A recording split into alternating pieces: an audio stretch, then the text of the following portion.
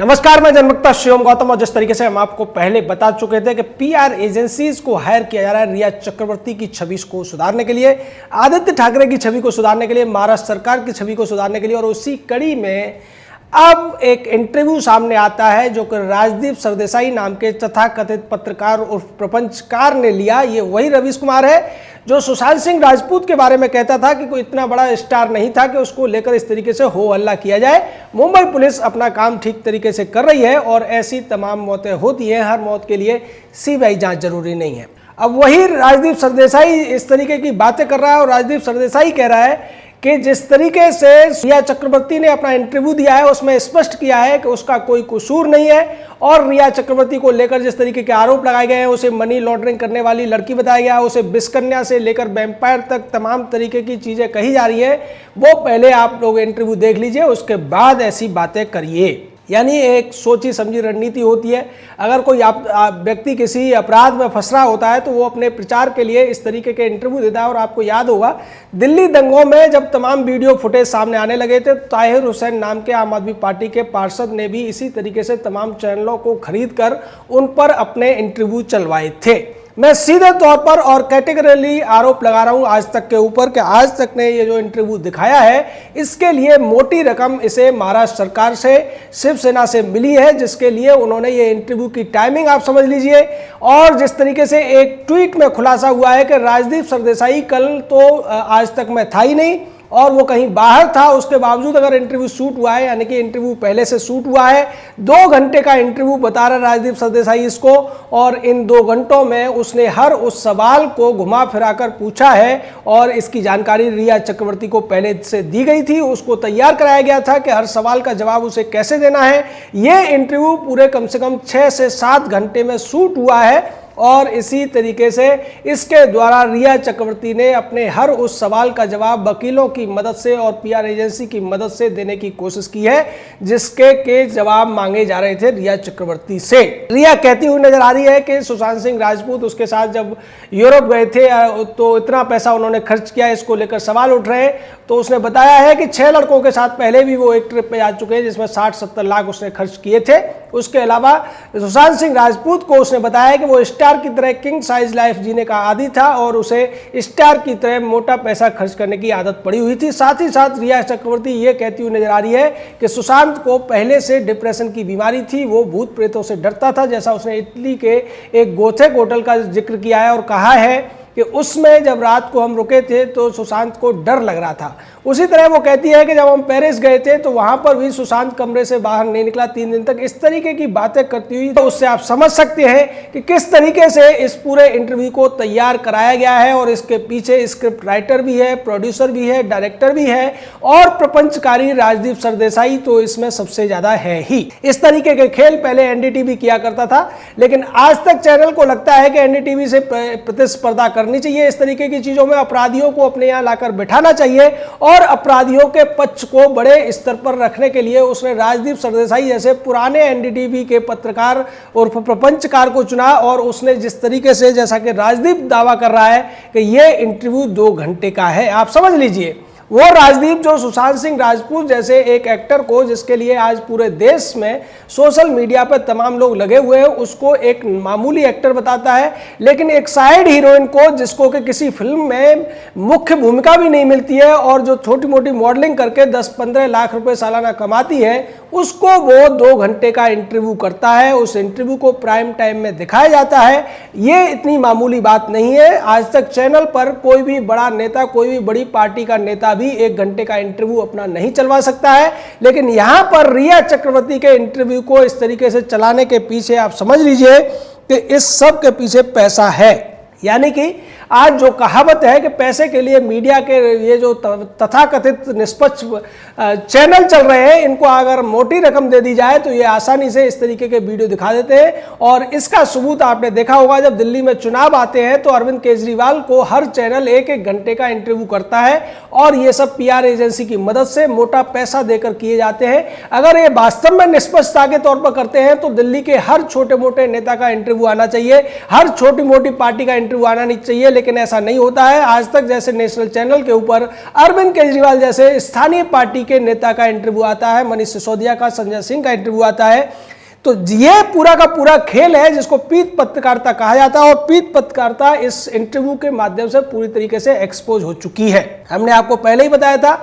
2 हफ्ते पहले हमने कहा था कि पीआर एजेंसियों को हायर किया जा रहा है और आदित्य ठाकरे की छवि बचाने के लिए, महाराष्ट्र सरकार की छवि बचाने के लिए और इस पूरे मामले में रिया चक्रवर्ती को बचाने के लिए इंटरव्यू किस चैनल पर दिखाया जाए, ये बात की तलाश चल रही थी। और आज तक चैनल ने इस पूरे मामले को मोटी रकम लेकर अपने चैनल पर पेश करने का जो एक टाइमिंग चुना वो था सीबीआई को आज ही रिया चक्रवर्ती से पूछताछ करनी थी। रिया चक्रवर्ती से पूछताछ करने के लिए सीबीआई गई और उससे एक दिन पहले यानी कि उसकी जो पूर्व रात्रि है उसमें आज तक चैनल इस तरीके का एक इंटरव्यू चलाता है, यानी कि यह सीधे तौर पर जो जांच एजेंसी है उसको दबाव में लेने की कोशिश है। रिया चक्रवर्ती के प्रति लोगों में सहानुभूति प्रकट करने की जरूरत है और साथ ही साथ रिया चक्रवर्ती के द्वारा जो जवाब दिलवाए गए हैं उससे जांच एजेंसियों को कंफ्यूज करने की भी जरूरत है।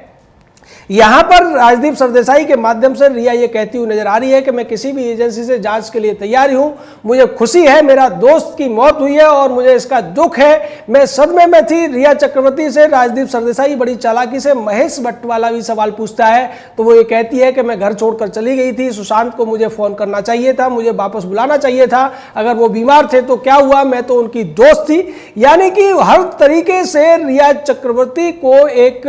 विक्टिम दिखाने की कोशिश आज तक चैनल और राजदीप सरदेसाई ने की है, जो कि सीधे तौर पर एक नैतिक दुराचार है। मोरल टर्पिट्यूड की श्रेणी में ये आता है। एक मामला जब अदालत में चल रहा है, एक मामला जिसकी जांच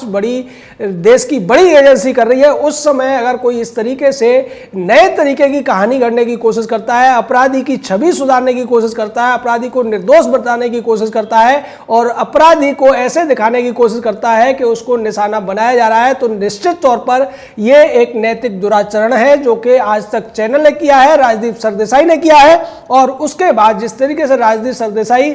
सोशल मीडिया पर ट्रोल होने लगा, उसके बाद वो उसका बचाव करते हुए नजर आ रहा है। वो कह रहा है मैंने हर बात पूछी है, 2 घंटे का इंटरव्यू हुआ है और जानबूझकर उसमें से वो अंश ही दिखाए जा रहे हैं जिनके माध्यम से रिया चक्रवर्ती की छवि को सुधारा जाएगा, जिनके माध्यम से रिया चक्रवर्ती के ऊपर से आरोपों को कम किया जाएगा, जिनके माध्यम से महाराष्ट्र सरकार को बचाने की अप्रत्यक्ष रूप से कोशिश की जाएगी।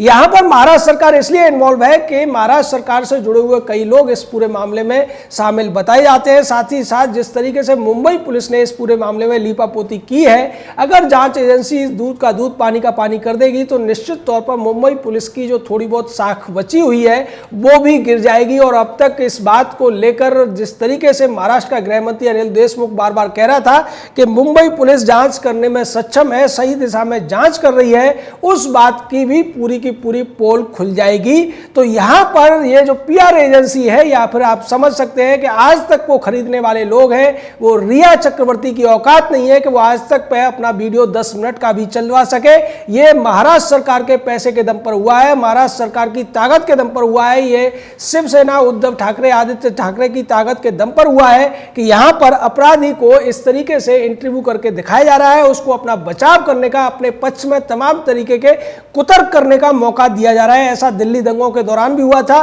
कि आम आदमी पार्टी की सरकार ने इस तमाम चैनलों को फंडिंग की थी। जो चैनल ताहिर हुसैन का इंटरव्यू दिखा रहे थे उन चैनलों को आम आदमी पार्टी ने मोटा पैसा दिया था और वही सब होता हुआ महाराष्ट्र सरकार के द्वारा आज तक चैनल को दिख रहा है। अब आप सोचिए, मुंबई की जो बॉलीवुड की माया नगरी है उसमें हजारों रिया जैसी साइड हीरोइनें काम करती हैं, हजारों ऐसे एक्टर एक्ट्रेस काम करते हैं, लेकिन किसी का भी इंटरव्यू किसी बड़े चैनल पर आपने कभी नहीं देखा होगा। न किसी को इतना बड़ा पत्रकार कहा जाने वाला राजदीप सरदेसाई जाकर पूछता है। जब बड़े बड़े केसेस हो जाते हैं तब भी राजदीप सरदेसाई बड़े लोगों के जो बहुत ज्यादा फेमस लोग भी होते हैं उनके साथ भी 1 से 2 मिनट की ही बातचीत करता है। लेकिन यहां पर रिया चक्रवर्ती के साथ पूरी तरह सेट बनाया जाता है, स्क्रिप्ट पर एक पूरा का पूरा इंटरव्यू पहले से फ्रेम किया जाता है, रिया को बताया जाता है उसे क्या क्या पूछा जाएगा और रिया ये भी बताया जाता है कि उसको उसके जवाब कैसे देने हैं। आप इसको समझ सकते हैं जैसे सौंदर्य प्रतियोगिताएं होती है, वहां पर पहले से ही रेडीमेड सवाल और रेडीमेड जवाब उनको रटा दिए जाते हैं और उन्हीं का रेडीमेड जवाब देने के बाद में उन्हें विजेता घोषित कर दिया जाता है।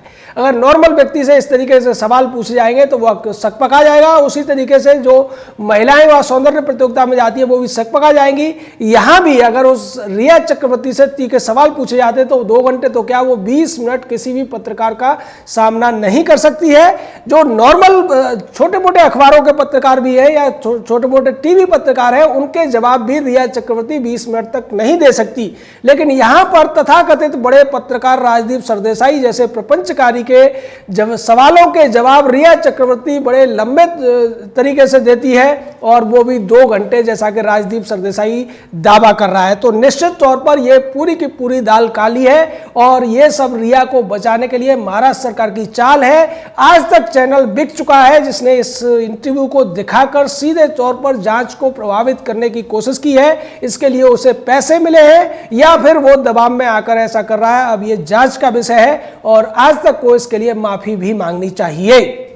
राजदीप सरदेसाई इस तरीके के झूठे न्यूज दिखाने के लिए पहले भी कोर्ट में माफी मांग चुका है, पहले भी वो इस तरीके के हथकंडे अपनाता रहा है। एनडीटीवी इस तरीके के काम करने के लिए पहले से बदनाम है, लेकिन अब आज तक चैनल ने भी दिखा दिया है कि वो एनडीटीवी से कम नहीं है, वो भी इस तरीके के स्टंट कर सकता है। अपराधियों को बचाने के लिए प्रायोजित इंटरव्यू वो डाल सकता है और मैं दावे के साथ कह सकता हूं आने वाले भविष्य में भी आज तक चैनल किसी भी साधारण व्यक्ति का इतना लंबा इंटरव्यू नहीं दिखाएगा, क्योंकि ये जो इंटरव्यू है उसके पीछे पैसे की ताकत है, उसके पीछे सरकार की ताकत है, जिसकी वजह से रिया चक्रवर्ती का यह इंटरव्यू दिखाया गया है और इसके माध्यम से जांच एजेंसी के सवालों को प्रभावित करने की कोशिश की जा रही है और उन तमाम लोगों को प्रभावित करने की कोशिश की जा रही है जो सुशांत सिंह राजपूत के लिए न्याय की मांग कर रहे हैं। जय हिंद,